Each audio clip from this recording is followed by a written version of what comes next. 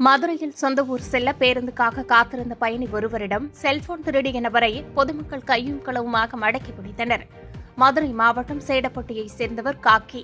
இவர் உடல்நிலை கோளாறு காரணமாக சிகிச்சை பெற மதுரை அரசு ராஜாஜி மருத்துவமனைக்கு சென்றுள்ளார்.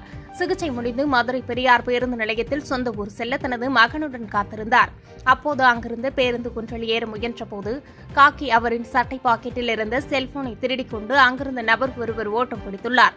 இதைத் தொடர்ந்து பொதுமக்கள் செல்போன் திருட்டில் ஈடுபட்டு தப்பி ஓட முயன்ற நபரை மடக்கி பிடித்து அருகில் உள்ள காவல் நிலையத்தில் ஒப்படைத்தனர். போலீசாரின் விசாரணையில் அந்த நபர் மதுரை அலங்காநல்லூர் பகுதியைச் சேர்ந்த உதயசெல்வம் என்பது தெரியவந்தது. மேலும் அவர் திருடிய செல்போனை விசாரணைக்கு பிறகு காவல்துறையினர் உரியவரிடம் ஒப்படைத்த நிலையில் செல்போன் திருடிய நபரை காவல்துறையினர் கைது செய்து சிறையில் அடைத்தனர். பாதகம் செய்பவரை கண்டால் நாம் பயங்கொள்ளலாகாது பாப்பா. மோதி மிதித்து விடு பாப்பா, அவர் முகத்தில் உமிழ்ந்து விடு பாப்பா. அண்மை செய்திகளை உடனுக்குடன் தெரிந்து கொள்ள இணைந்திருங்கள் இயம்நாடு தொலைக்காட்சியுடன்.